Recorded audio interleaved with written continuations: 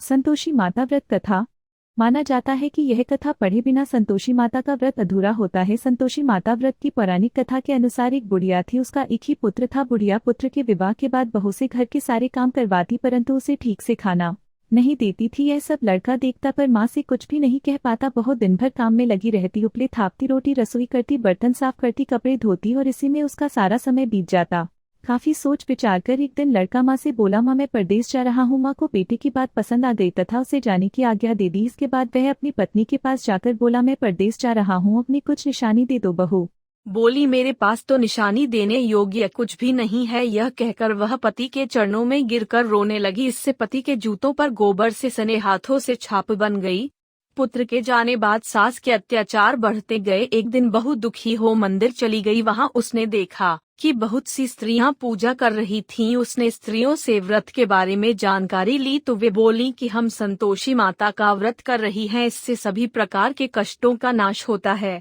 स्त्रियों ने बताया, शुक्रवार को नहा धोकर एक लोटे की बहुत सी स्त्रियां पूजा कर रही थीं। उसने स्त्रियों से व्रत के बारे में जानकारी ली तो वे बोली कि हम संतोषी माता का व्रत कर रही हैं, इससे सभी प्रकार के कष्टों का नाश होता है।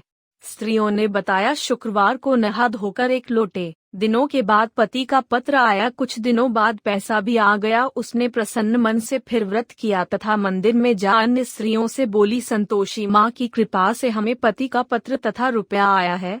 अन्य सभी स्त्रियां भी श्रद्धा से व्रत करने लगीं। बहू ने कहा, हे माँ, जब मेरा पति घर आ जाएगा तो मैं तुम्हारे व्रत का उद्यापन करूंगी। अब एक रात संतोषी माँ ने उसके पति को स्वप्न दिया और कहा कि तुम अपने घर क्यों नहीं जाते। तो वह कहने लगा, सेठ का सारा सामान अभी बिका नहीं, रुपया भी अभी नहीं आया है। उसने सेठ को स्वप्न की सारी बात कही तथा घर जाने की इजाजत मांगी, पर सेठ ने इनकार कर दिया। माँ की कृपा से कई व्यापारी आए, सोना चांदी तथा अन्य सामान खरीद कर ले गए। कर्जदार भी रुपया लौटा गए। अब तो साहूकार ने उसे घर जाने की इजाजत दे दी।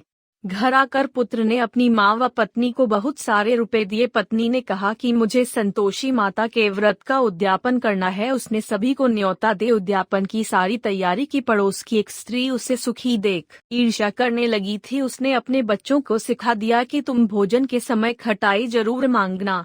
उद्यापन के समय खाना खाते खाते बच्चे खटाई के लिए मचल उठे तो बहू ने पैसा देकर उन्हें बहलाया। बच्चे दुकान से उन पैसों की इमली खटाई खरीद कर खाने लगे तो बहू पर माता ने कोप किया। राजा के दूत उसके पति को पकड़कर ले जाने लगे तो किसी ने बताया कि उद्यापन में बच्चों ने पैसों की इमली खटाई खाई है। तो बहू ने पुनः व्रत के उद्यापन का संकल्प किया। संकल्प के बाद वह मंदिर से निकली तो राह में पति आता दिखाई दिया। पति बोला, इतना धन जो कमाया है उसका कर राजा ने मांगा था। अगले शुक्रवार को उसने फिर विधिवत व्रत का उद्यापन किया। इससे संतोषी माँ प्रसन्न हुई। 9 माह बाद चांद सा सुंदर पुत्र हुआ। अब सास, बहू तथा बेटा माँ की कृपा से आनंद से रहने लगे।